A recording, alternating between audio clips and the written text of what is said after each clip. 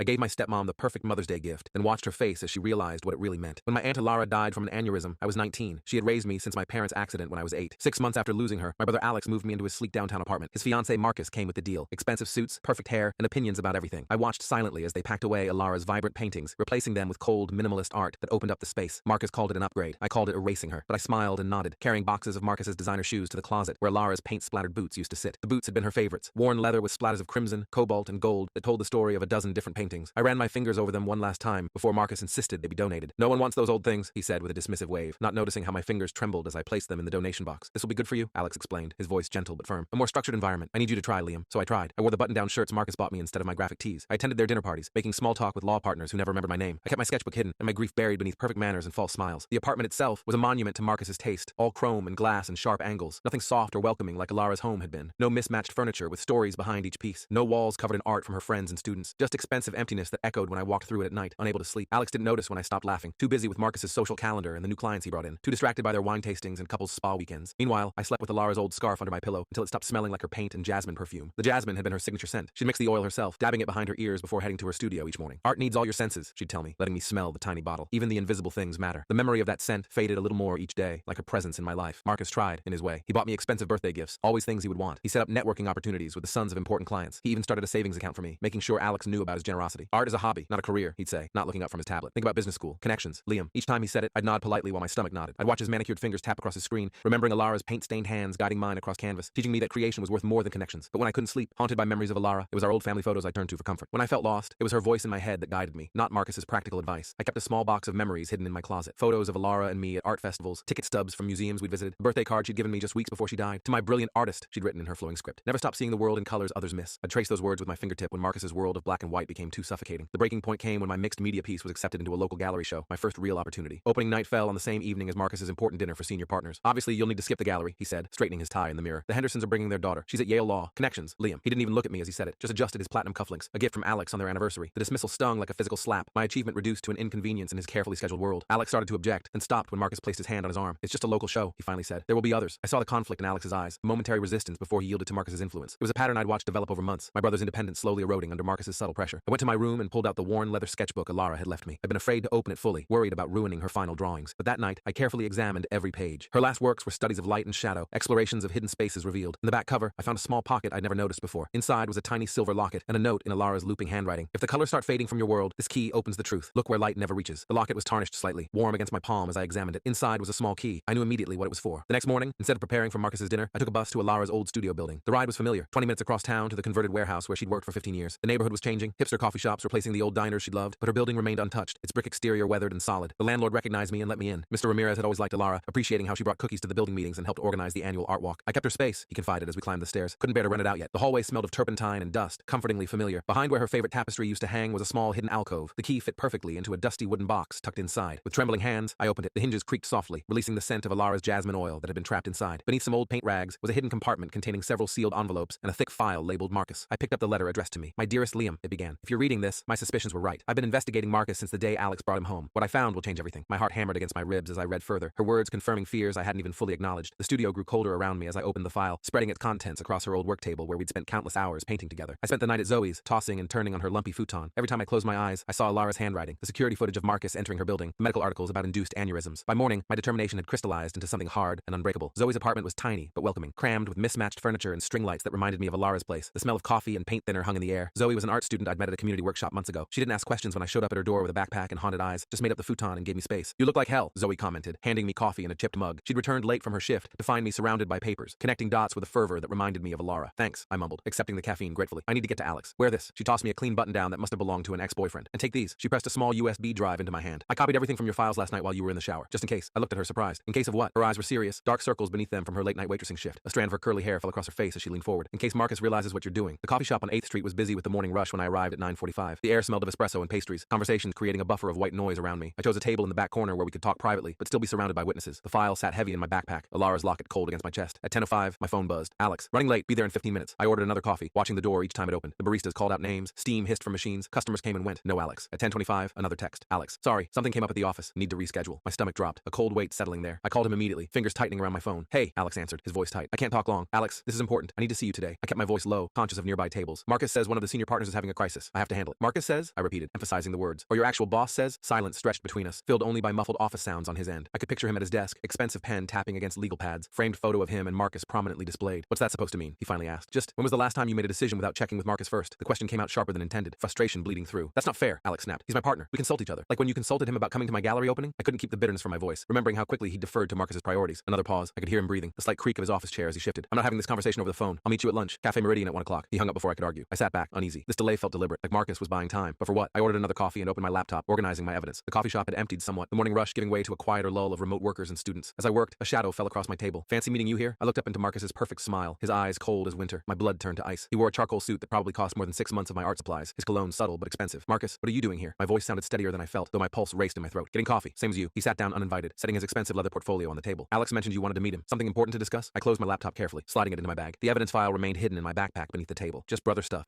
His smile never reached his eyes. You know, Liam, I've always tried to be patient with you. Your artistic temperament, your resistance to guidance. He leaned forward, his perfectly manicured nails tapping once on the table. But lately, I'm concerned about your behavior. The missed dinner, the gallery stunt, now these cryptic meetings with Alex. The gallery wasn't a stunt, I said, finding my voice. It was my work being recognized. Of course, he waved dismissively, his platinum watch catching the light. But timing is everything, isn't it? The Hendersons were disappointed not to meet you, especially their daughter Hannah. Yale Law, you know, connections that could have secured your future. His emphasis on secured sent a chill down my spine. The coffee in my stomach turned sour. I have my own plans for my future. I met his gaze, refusing to look away despite the cold calculation I saw there. Ah, yes, art. He said the word like it tasted bad. Like your aunt. Alara was passionate about her art too, wasn't she? Such a shame about her health issues. The casual mention of Alara sent a chill through me. Was he taunting me? Did he know what I discovered? The coffee shop suddenly felt too warm, too close. She was very healthy before her aneurysm, I said carefully, watching his reaction. Something flickered in his eyes. Surprise? Concern? His fingers stilled momentarily on the table before resuming their rhythmic tapping. These things often go undetected. Tragic, really. He glanced at his watch. I should go. Oh, and Alex asked me to tell you he can't make lunch after all. Emergency client meeting. He'll see you at home tonight. He stood, straightening his immaculate suit. We're having a small gathering. Just close friends. Wear something appropriate, would you? Those paint-stained clothes might have impressed the bohemian crowd, but they won't do for our circle. As he walked away, I realized I was shaking. The encounter felt like a warning or a threat. Marcus was cutting off my access to Alex, isolating me again. I needed a new plan. I texted Zoe. Marcus intercepted. Need backup plan. Can you meet? Her reply was immediate. Art supply store on Main. 30 minutes. I gathered my things quickly, feeling exposed. The coffee shop's large windows suddenly seemed dangerous rather than welcoming. As I left, I noticed a black sedan idling across the street. The driver was watching the entrance. Probably nothing, but I took a circuitous route to the art store anyway, weaving through alleys and doubling back twice to ensure I wasn't followed. The familiar smell of canvas and paint greeted me as I entered the art supply store. The aisles of colorful materials would normally have been comforting, but today I barely noticed them, scanning for Zoe instead. Zoe was examining brushes when I arrived, her wild curls tucked under a beanie. You look spooked, she observed, leading me toward the back of the store where fewer customers browsed. Marcus found me at the coffee shop. Somehow he knew I was meeting Alex there. I lowered my voice, glancing around to ensure no one was listening. He mentioned Alara's health issues in this weird way, like he was, I don't know, gauging what I knew. That's creepy as hell. Zoe frowned, her fingers nervously twisting the end of a paintbrush. What's your next move? I need to get to Alex alone. Marcus is making sure that doesn't happen. I ran a hand through my hair, frustration building. What about his office? Can you catch him there? Zoe suggested, replacing the brush in its display. I shook my head. Marcus has connections throughout the firm. He'd know immediately. What about that security footage? Can you send it to Alex? She kept her voice low, moving us deeper into the store as a group of art students entered. Maybe, but would he even watch it? And there's so much context needed. I trailed off, an idea forming. Wait, what if I put everything together? Not just the evidence, but the story it tells. Something Alex couldn't ignore or dismiss. Like what? Zoe's eyes narrowed with interest. A visual presentation. Something that connects all the dots. My mind was racing now, the creative part of my brain engaging with the problem. I could use my mixed media approach, incorporate the documents, the photos, the timeline, make it impossible to look away from. Zoe's eyes widened. You're going to make art out of the evidence against Marcus? Not art, truth. I felt a surge of purpose. The first clear direction since finding Alara's box. Alara always said art reveals what people don't want to see. This will reveal Marcus. That's brilliant, but where will you work on it? You can't go back to their apartment. Zoe glanced toward the store entrance, as if expecting Marcus to appear. Your place? I suggested, already mentally planning the layout. She winced. My roommate's moving in today. It'll be chaos. The gallery, I decided. Vivian likes me. She might let me use the back room for a day. And then what? How will you get Alex to see it? Zoe asked. Practical as always. I'll figure that out once it's done. I checked the time on my phone. I need supplies and to talk to Vivian. Zoe squeezed my arm, her expression serious. Be careful, Liam. If Marcus really did what you think he did to Alara, she didn't need to finish the thought. We both knew what was at stake. I gathered materials quickly, mounting boards, adhesive, markers for timelines, string to connect related events. The weight of the supplies in my arms felt reassuring, giving physical form to my determination. Vivian was skeptical at first, her thin eyebrows rising when I explained I needed space for a time-sensitive project following my successful showing. The gallery was small but respected, its white walls currently displaying a collection of abstract sculptures that reminded me of bones. The back room until tomorrow morning, she agreed after I explained further. I need it cleared by 10 a.m. for delivery. The back room was cramped but workable, with good lighting and a large table. I spread out my materials, organizing Alara's evidence chronologically. The physical act of arranging the documents helped calm my racing thoughts, giving me purpose. I spent the afternoon transforming Alara's evidence into a visual narrative. I mounted photos of Marcus with his previous partners alongside their obituaries or disappearances. I created a timeline showing how he moved from one wealthy target to the next, changing names slightly each time. I incorporated bank statements showing the pattern of financial control, highlighted medical records suggesting foul play, and placed the security footage of him entering Alara's building at the center. Each piece of evidence took on new meaning when connected to others. The prescription for blood pressure medication found in Marcus's previous partner's home linked to the medical articles about induced aneurysms. The pattern of isolation became clearer when visualized, how each relationship began with intense courtship, followed by gradual separation from friends and family. Most damning was the progression of isolation tactics, how each of his previous partners gradually lost contact with friends and family, how their decisions increasingly deferred to his judgment. I included texts from Alex showing the same pattern developing. By evening, the wall told a story no one could ignore. The connections were undeniable when laid out visually. The same tactics, the same outcomes, the same financial benefits. I photographed it section by section, then created a digital version I could send to Alex if all else failed. My phone had been buzzing intermittently all day. Marcus, we expect you home by 7. Wear the navy blazer I bought you. Alex, where are you? Marcus says you're acting erratic. Marcus, your continued absence is upsetting Alex. Is that what you want? Alex, please come home. We're worried. The manipulation was so obvious now that I knew what to look for. Marcus Marcus positioning himself as concerned while painting me as the problem, using Alex's worry as leverage, creating a narrative where I was unstable rather than justifiably suspicious. I texted Alex, working on an important project. We'll explain everything soon. To Marcus, I sent nothing. As night fell, I finished my work and stepped back to assess it. The evidence was overwhelming when presented together. Alex would have to see the truth. My back ached from hours of hunching over the table, but the physical discomfort was nothing compared to the weight of what I'd uncovered. My phone rang. Zoe. Hey, just checking you're alive, she said, trying to sound casual but worry evident in her voice. Still breathing. Just finished the project. I stretched, wincing as my stiff muscles protested. Good. Listen, something weird happened. A guy came into the cafe asking about you. Said he was a friend of your brother's. Wanted to surprise you. My pulse quickened, hand tightening on the phone. What did he look like? Tall, expensive watch, perfect hair. Not Marcus. I've seen him in photos, but similar vibe. Corporate shark. Her voice dropped lower. He was asking all the servers if they knew you. What did you tell him? I paced the small room, suddenly feeling trapped. That I barely know you. Just a customer who comes in sometimes. She paused. Liam, he didn't believe me. He left his card, said there'd be a finder's fee if I called with information about your whereabouts. Richard Henderson. The name on the card she texted me belonged to a senior partner at Alex's firm and father of Hannah, the Yale law student Marcus had been so keen for me to meet. Marcus is using his connections to find me, I realized aloud. He knows I've discovered something. You need to get to Alex now, Zoe urged, before Marcus completely turns him against you. She was right. I couldn't wait until morning. I needed to bring Alex to the gallery tonight. I texted, need to see you. Important. Gallery on Pine Street. Come alone. No response. I paced the back room, anxiety mounting. What if Marcus had already convinced Alex I was having some kind of breakdown? What if he never saw my message? What if he came with Marcus? At 9:30 p.m., I heard the gallery's front door open. Footsteps approached the back room. I stood ready beside my evidence wall, heart hammering against my ribs. The sound echoed in the quiet space. Deliberate steps on the polished concrete floor. The door opened, and Alex stood there alone, looking tired and worried. His tie was loosened, hair slightly disheveled, signs of a long, stressful day. Liam, what the hell is going on? Marcus thinks you're having some kind of episode. He stopped abruptly, eyes widening as he took in the wall behind me. What is this? His voice dropped to a whisper. The truth about Marcus, I said simply, stepping aside. Everything Alara discovered before she died. Alex moved slowly into the room, approaching the wall like it might bite him. His eyes darted from section to section. The multiple identities, the suspicious deaths, the financial records, the isolation patterns. The color drained from his face as he absorbed the connections I'd made visible. This can't be real, he whispered, but I could see doubt creeping into his expression. It's all real. Alara found it all. I handed him her letter. Read this. He took it with trembling hands, sinking into a chair as he read. The paper crinkled slightly in his grip, his knuckles whitening. When he finished, he looked up at me, face pale. She thought Marcus might have. He couldn't finish the sentence. Caused her aneurysm? Yes. I pointed to the medical articles. These medications can raise blood pressure to dangerous levels in someone with her condition. Marcus gave her special vitamins 2 weeks before she died. That doesn't prove anything, Alex said, but his voice lacked conviction. He stood, moving closer to examine the timeline I'd created. What about this? I played the security footage. Marcus told you he was in Chicago that weekend. He lied. He was at Alara's apartment 3 days before she died. Alex watched, the color draining from his face. The grainy footage clearly showed Marcus entering Alara's building, looking furtively over his shoulder before using a key. There could be an explanation. His lawyer's mind was searching for alternatives, refusing to accept the obvious conclusion. For all of it, the fake identities, the previous partners who died or disappeared, the systematic way he's isolated you from everyone, including me. I gestured at the wall. Look at the pattern, Alex. It's right there. He stood suddenly, pacing the small room. His shoes squeaked slightly on the concrete floor as he moved, hands running through his hair in agitation. I need to think. It's too much. His breathing was shallow, eyes darting between different sections of evidence. I know it's hard to accept. Hard to accept? He laughed bitterly. You're accusing the man I love of being some kind of, what, con artist? Murderer? I'm showing you what Alara found, what she wanted you to know. I kept my voice gentle, understanding his resistance. Alex ran his hands through his hair,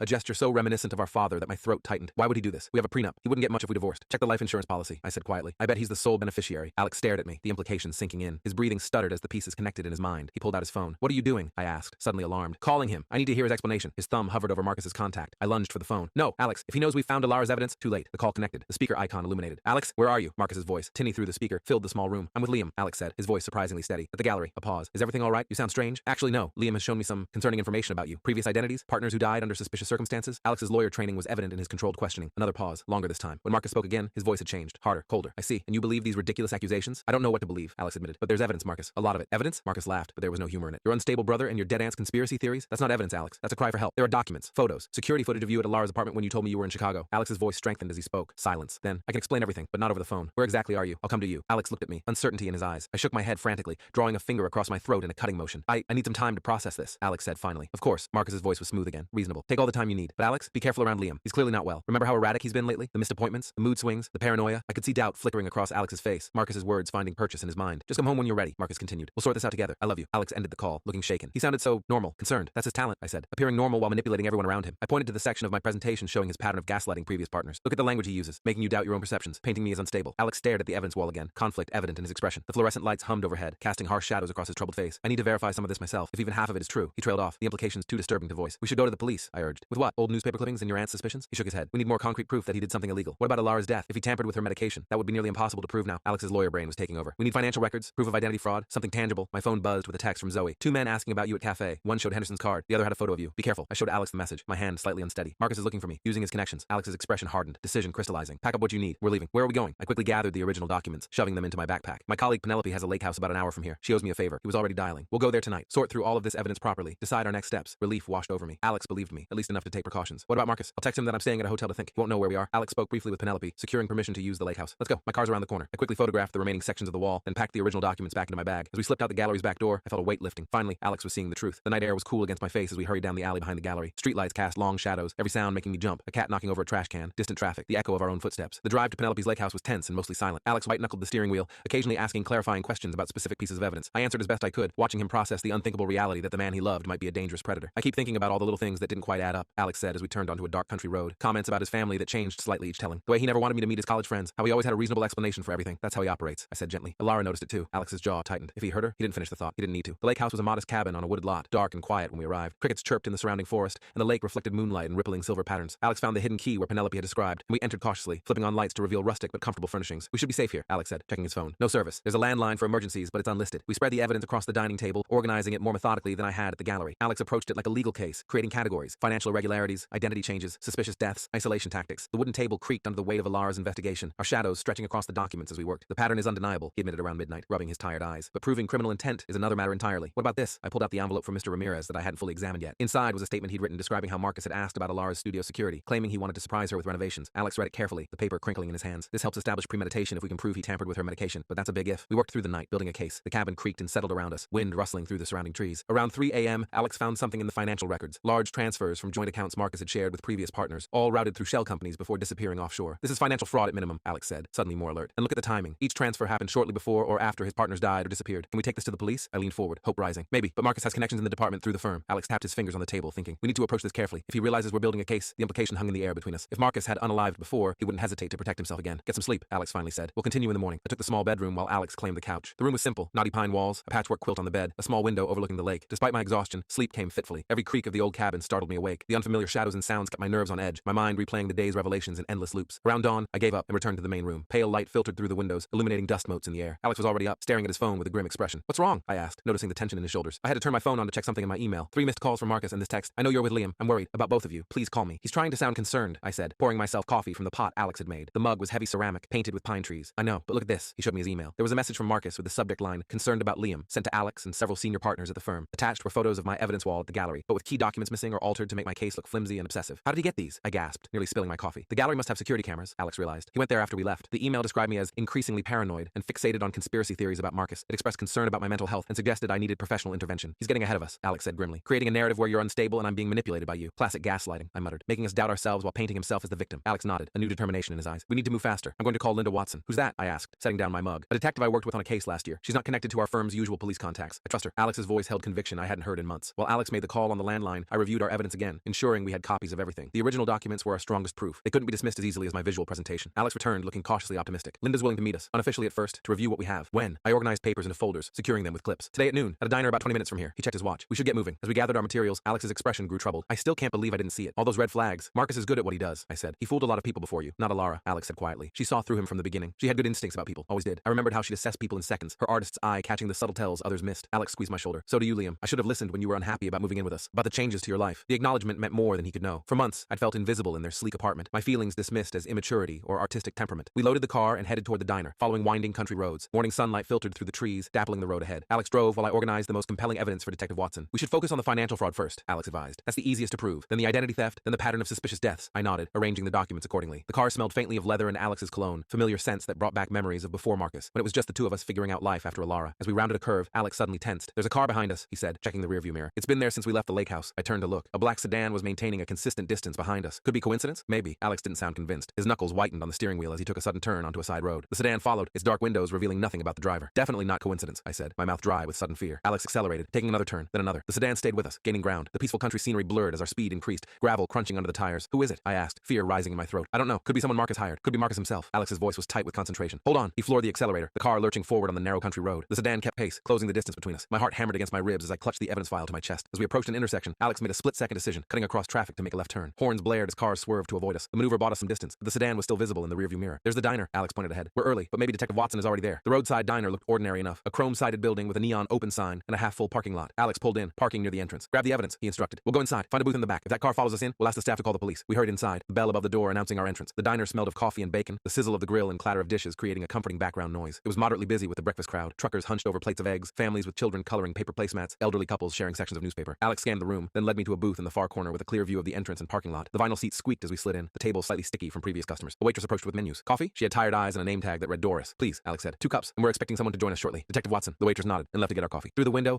I watched the black sedan pull into the parking lot. It circled once, then parked several spaces away from our car. They're here, I whispered to Alex. He tensed, watching the entrance. Stay calm. We're in a public place. The bell jingled again. A man entered. Not Marcus, but someone with the same polished appearance. He surveyed the diner, his gaze landing on us. A slight smile curved his lips as he approached our booth. Alexander Ross, he said smoothly. And you must be Liam. I'm Richard Henderson. We were supposed to meet at dinner the other night. The senior partner from Alex's firm. The one whose card had been left at Zoe's cafe. He wore an expensive suit despite the casual setting, his presence commanding attention from nearby diners. Alex stood, positioning himself slightly in front of me. Mr. Henderson, what are you doing here? Marcus is concerned about both of you. Henderson's tone was reasonable, concerned. He said Liam has been making some troubling accusations, that you might be in a vulnerable state. I'm fine, Alex said firmly. We're meeting someone. I'd appreciate some privacy. Henderson glanced at the documents on the table. Are those the evidence Marcus mentioned? May I? His hand reached toward our files. Before either of us could stop him, he picked up one of the financial records. His eyebrows rose slightly as he scanned it. Interesting, he murmured. But you know, documents can be misleading without context. Please put that down, I said, finding my voice. It's private. Henderson smiled at me, not unkindly. Young man, I understand you've been through a lot. Losing your aunt, adjusting to a new living situation. It's natural to feel displaced, to look for someone to blame. The condescension in his tone made my skin crawl. This was exactly how Marcus operated. Reasonable, paternal, making others seem irrational by comparison. This isn't about blame, Alex said coldly. It's about evidence of serious crimes. Now I'll ask again. Please leave us alone. Henderson sighed, setting the document down. Marcus was right to be concerned. You're both clearly distressed. He reached into his pocket, producing a business card that he placed on the table. When you're ready to discuss this rationally, call me, day or night. As he turned to leave, he added, oh, and Alex, the partners are meeting tomorrow to discuss the Westfield merger. Your presence would be advisable. The threat was thinly veiled. Alex's position at the firm was in jeopardy if he pursued this. After Henderson left, Alex sat heavily, his face pale, their closing ranks around him. How did Henderson find us? I asked, pushing the business card away like it might bite. My phone, Alex realized. When I turned it on to check email, Marcus must have activated some kind of tracking app. The waitress returned with our coffee. Everything okay? That guy seemed intense. She set down 2 mugs of steaming coffee. We're fine, Alex assured her. Has a Detective Watson arrived yet? No one's asked for you, she said, but I'll keep an eye out. After she left, Alex checked his watch. It's still early. Linda said noon. We sipped our coffee in tense silence, watching the entrance. Henderson remained in his car in the parking lot, clearly waiting to see who we were meeting. The coffee tasted bitter, my appetite gone despite not having eaten since yesterday. At 11:45, Alex's phone rang, an unknown number. He answered cautiously, putting it on speaker. Alex, it's Linda Watson. The voice was female, professional. Linda, thanks for calling. We're at the diner, but there's a complication. Someone from my firm followed us here. A pause. That's concerning. Is it the person you mentioned? Marcus? No, a senior partner named Richard Henderson. He's watching the diner from the parking lot. I see. Detective Watson's voice was measured. I'm about 10 minutes out, but if you're being monitored, meeting there might not be wise. Is there somewhere else nearby we could meet? Alex thought for a moment. There's a public park about a mile down the road. We could meet at the picnic shelters. Good. Head there now. I'll find you. Alex ended the call, looking grim. We need to leave without Henderson following us. I glanced around the diner, an idea forming. The kitchen. There must be a back door for deliveries. Alex nodded, signaling the waitress. When she approached, he lowered his voice. We need to leave discreetly. Is there a back exit we could use? She hesitated, then nodded. Through the kitchen. My manager won't like it, but she glanced toward Henderson's car. That guy gives me the creeps. Follow me. She led us through the swinging doors into the kitchen, past startled cooks, to a metal door that opened onto a small parking area behind the diner. The kitchen was hot and noisy, smelling of grease and dish soap. Thank you, Alex said, pressing a 20 into her hand. If anyone asks, we're still in the bathroom. We hurried across the back lot, keeping the diner between us and Henderson's line of sight. A delivery truck provided additional cover as we slipped into the trees bordering the property. The park is that way, Alex pointed, consulting his phone's map. About a 15-minute walk through these woods. We moved quickly, following a faint trail through the trees. The evidence file was secure in my backpack, bouncing against my spine with each step. Branches caught at our clothes, leaves crunched underfoot. Behind us, the diner grew smaller, Henderson's car still visible in the parking lot. Do you think Watson will really help us? I asked as we walked, pushing aside low-hanging branches. I hope so. She has a reputation for integrity. Alex pushed a branch aside. But even if she believes us, building a case against someone like Marcus won't be easy. He's careful, connected, but not infallible, I reminded him. Alara found evidence. Real evidence. Alex nodded, determination in his stride. And now we have it. We just need to get it to the right people. The park came into view. A modest public space with playground equipment, picnic shelters, and a small pond. A few families were scattered around, enjoying the spring morning. Children's laughter carried on the breeze as we approached. We headed for the most distant picnic shelter, partially screened by trees. As we settled at a weathered wooden table, I felt a strange mix of hope and dread. We were finally taking action against Marcus, but the danger was real. If Henderson had found us so easily, what else might Marcus do to protect himself? Alex checked his phone. It's noon. Watson should be here soon. I scanned the park entrance, watching for any sign of Henderson or other threats. Instead, I saw a woman in her 50s approaching purposefully, her observant gaze sweeping the park. She wore casual clothes, but something in her bearing screamed cop. I think that's her. I nodded toward the woman. Alex stood, waving discreetly. She spotted us and changed direction, walking briskly to our shelter. Alex Ross? She asked, extending her hand. Linda Watson. Thank you for meeting us, Alex said, shaking her hand. This is my brother Liam. Detective Watson nodded to me, then sat across from us. Her eyes were sharp, missing nothing. You mentioned evidence of serious crimes, financial fraud, identity theft, and possibly worse. Yes. Alex opened my backpack, removing the file. It's all here. Our Aunt Alara compiled most of it before her death. We've organized it as clearly as possible. Watson accepted the file, her expression neutral as she began reviewing the contents. Her eyes narrowed at certain documents, widened at others. She asked occasional clarifying questions, making notes in a small notebook. After about 20 minutes, she closed the file and looked up at us. This is substantial. The financial evidence alone warrants investigation. The pattern of suspicious deaths is concerning, though harder to prove without forensic evidence. What about Alara's death? I asked. If Marcus tampered with her medication, that would be extremely difficult to prove at this point, Watson said gently, unless there was an autopsy with toxicology screening, or witnesses who saw him administer something. So he gets away with it? The injustice burned in my chest. I thought of Alara's paint-splattered boots, her jasmine perfume, her gentle guidance, all erased by Marcus's calculated actions. I didn't say that. Watson's voice was firm. Financial crimes leave paper trails. Identity fraud can be proven, and patterns matter to investigators, even when individual cases are circumstantial. What should we do next? Alex asked. I'll take this evidence to people I trust. Start an unofficial inquiry. She tapped the file. In the meantime, you both need to be careful. If this man is what you suspect, he's dangerous. We can't go back to the apartment, I said. Definitely not, Watson agreed. Do you have somewhere safe to stay? Somewhere he wouldn't think to look? Alex and I exchanged glances. The lake house was compromised if Henderson had tracked Alex's phone there. My friend Zoe, I suggested. Marcus knows of her, but not where she lives. No, Alex shook his head. That's the first place he'd look now. We need somewhere completely unexpected. Watson considered this. I have a suggestion. My brother owns a hunting cabin about 2 hours north. It's isolated, off the grid. No one would connect it to either of you. Would he let us use it? Alex asked. For a few days, yes. I'll call him. Watson stood. Wait here. I'll make arrangements and come back with directions. As she walked away to make her call, Alex turned to me. Are you okay with this? Hiding out in a cabin while we wait? Do we have a choice? I asked. Marcus knows about the evidence now. He's mobilizing against us. We need time for Watson to verify everything. Alex nodded grimly. I just keep thinking about what he might have done to Alara. If he hurt her, his voice broke slightly. We'll get justice for her, I promised. One way or another. Watson returned, handing Alex a piece of paper with directions. Randy says you can use the cabin for up to a week. It's basic. Generator power, well water, propane stove, but it's secure and virtually impossible to find unless you know it's there. Thank you, Alex said sincerely. Don't thank me yet. Watson's expression was serious. This is just the beginning. Building a case will take time. And Marcus Whitfield, or whatever his real name is, won't sit idle while we investigate. What should we do at the cabin? I asked. Lay low. Minimize technology use. No phones, phones, no internet. I'll come to you when I have news. She handed me a prepaid phone. Use this for emergencies only. It can't be tracked like your smartphones. As we prepared to leave, Watson added, one more thing. If what you suspect about your aunt's death is true, Marcus has unalived before. Don't underestimate what he might do if cornered. The warning hung in the air between us as we said goodbye. Watson left first, taking the evidence file with her. Alex and I waited 15 minutes before following her directions to the parking area where we left our car. As we approached, Alex suddenly pulled me behind a tree. Henderson, he whispered, pointing. The senior partner was standing beside our car, phone in hand, clearly waiting for our return. His posture was relaxed but alert, occasionally checking his watch. We can't get to the car, I realized, my stomach sinking. No, Alex thought for a moment. But there's a bus station in town. We can get there on foot, then take a bus north. We'll figure out the rest from there. It wasn't ideal, but it was our only option. We retreated into the trees, circling wide around the parking lot to avoid being seen. The sun was high now, filtering through the leaves above us. As we made our way toward town, I felt a strange sense of déjà vu. Once again, hiding, running, trying to stay one step ahead of Marcus. But this time was different. This time we had evidence. This time, Alex believed me. This time, we were fighting back. The bus station was small but busy enough to provide anonymity. We purchased tickets to a town about 30 miles north of Randy's cabin, planning to hike or hitchhike the remaining distance. As we waited for our bus, Alex's expression grew distant. I can't believe I almost married him, he said quietly. But I brought him into our lives, into your life. You couldn't have known, I said, meaning it. Marcus is a professional manipulator. He's done this before. But Alara knew. She saw through him. Alex's voice was hollow. If I had listened to her concerns instead of dismissing them as overprotectiveness. We can't change the past, I said, echoing something Alara used to tell me. We can only move forward with the truth. Alex nodded, squeezing my shoulder. When did you get so wise? I had a good teacher, I said, thinking of Alara's patient guidance, her insistence on honesty even when it was difficult. Our bus arrived, old and rumbling. As we boarded, I glanced back at the station, half expecting to see Henderson or Marcus, but there was no one watching, no one following. For the moment, at least, we had escaped. The bus pulled away from the station, carrying us north toward an uncertain sanctuary. I watched the town recede through the grimy window, thinking about how quickly life could change. Yesterday, I had been preparing to show Alex evidence of Marcus's true nature. Now we were fugitives, running from the man who had systematically inserted himself into our lives. But we had allies now. Detective Watson, her brother Randy, even Zoe with her USB backup of the evidence. And most importantly, we had Alara's meticulous investigation, her final gift to us, a way to expose the truth, to protect Alex, to obtain justice. As the bus rumbled north, I touched the locket around my neck, feeling the small key inside. We found the truth where light never reaches, I whispered to Alara's memory. Now we're bringing it into the light, and this time, Marcus wouldn't be able to stop us.